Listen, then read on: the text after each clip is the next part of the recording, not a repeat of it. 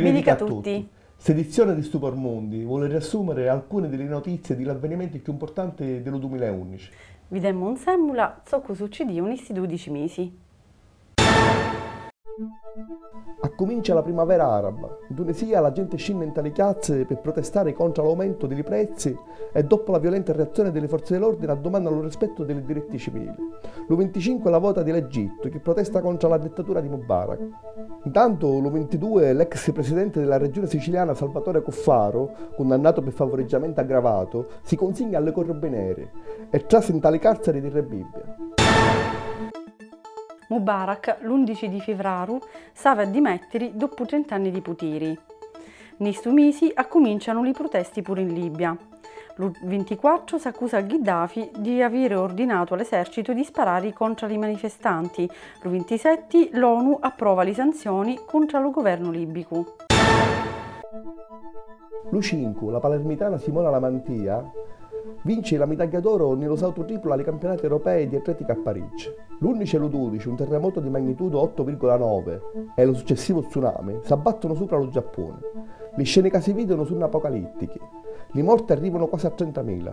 Lo tsunami provoca danni alla centrale nucleare di Fukushima, con livelli di radiazione in tale mare 5.000 volte più alti di quello normale e forte il rischio di un disastro nucleare. Lo 17 si celebra, tra un poco di polemiche, il nascimento dell'Italia Unita. Nei suoi mesi Lampedusa, abbandonata di tutti, sinchi di immigrati, ospitandone in tale centro appropriato quasi 4 volte più di quanto ne potesse accogliere. L'13 in Egitto arrestano a Mubarak, che dopo l'interrogatorio aveva una crisi cardiaca e venne portato all'ospedale. L'28, lui tornato a Tobruk, ammazza quasi 300 americani, soprattutto in Alabama, e il più grande numero di morti per tornato negli Stati Uniti degli ultimi 40 anni.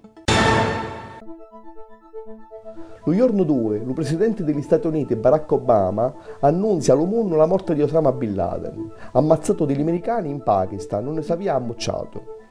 Lo 15 accomincia la protesta degli indignados, che scendono in tale strade nelle principali città spagnole, ma a Madrid succede che una quarantina di iddi decidono di montare le tende e accamparsi in tale Puerta del Sol. Lo stesso giorno 15, l'Orizzonte Catania vince il suo 19° scudetto di pallanuoto femminino. L'29, lo Palermo, sustentato di 40.000 tifosi che colorano di rosa e di nero la città di Roma, perde la sua terza finale di Coppa Italia. L'Inter vince per 3-1. L'12 e l'13 di giugno, il popolo italiano, votando sì, dice no alla privatizzazione dell'acqua, all'energia nucleare e al legittimo impedimento. Le 4 referendum alcanzano il quorum con un vero e proprio plebiscito di sì e l'23 ne esce la puntata numero 0 del nostro TG Stupor Mundi.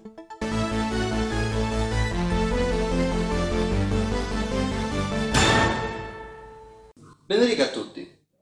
La redazione della Sicilia e i siciliani avevano il piacere di presentarvi Stupor Mundi, l'UTG in lingua siciliana per i siciliani della Sicilia e di tutto il mondo. L'UTG sono che 50.000 i partecipanti alla grande manifestazione contro la TAV in Talavadde di Susa. L'23, un pazzo di 34 anni in Norvegia fa una strage ammazzando 77 persone con una macchina a bomba e una pistola. L'24 e l'27 Federica Pellegrini vince l'oro rispettivamente nelle 400 e 200 metri stile libero ai campionati mondiali di Shanghai. Mentre continuano le raid dell'ONU in Libia, dallo 16 al 21 si tiene a Madrid la 26esima giornata mondiale della gioventù. Quasi 2 milioni di picciotti presenti. In Sicilia, nei stu mesi, na poco di incendi abbruciano vaste zone di territori. L'2 Wikileaks pubblica ante la rete tutti i documenti riservati dello Dipartimento di Stato delle USA. L'8 e l'9 il presidente Giorgio Napolitano visita Palermo e ammette che lo Stato italiano aveva le sue colpe per la mancata attuazione dello Statuto siciliano. Il 17 comincia a New York la protesta dello movimento contro lo potere finanziario Occupy Wall Street. Nei suoi mesi la situazione immigrati a Lampedusa torna a essere difficile e il 21 una poco di idee abbruciano lo centro che le ospita. Il 23 Lucerne di Ginevra fa la straordinaria scoperta che le neutrini sono più veloci della luce. L'2 Sebastian Vettel vince il campionato di Lumunno di Formula 1. L'20 Gheddafi morì ammazzato dai ribelli vicino a Sirti, in circostanze misteriosi. L'23 in Malesia, lo campione di motociclismo Marco Simoncelli morì durante una corsa a Via Sulu 24 anni. L'25, 20 minuti d'acqua di cielo s'abbattino con furia sopra la città di Genova, causando 6 morti e miliardi di danni. Lo 12, una serie di polemiche e l'aumento dello spread fanno cadere lo governo Berlusconi. Lo 16 piglia possesso della carica lo nuovo governo presieduto da Mario Monti, che non aveva stato eletto dello popolo. Lo 23 in alluvione in Talo Messinese, caso c'è morte a Saponara e una serie di danni magari a Barcellona, Pezzo di Cotto, Bavuso, Casciorreale e Milazzo. Nelle giorni appresso alcune cittadine si domandano non te la rete perché questa alluvione non riceviva la stessa attenzione di chi da di Genova. Lo 24 chiude per sempre lo stabilimento Fiat di Termini.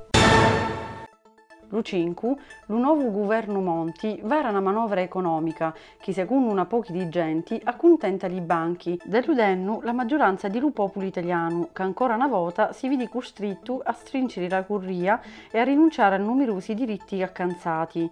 Lo 25, giorno di Natale, alcuni terroristi islamici mettono una poco di boom in tali chiese cristiani di Nigeria, provocando chiossai di 40 morti e un assurdo Natale di sangue. Questo è tutto per il 2011. Ni vediamo venerdì 13. Buon anno a tutti.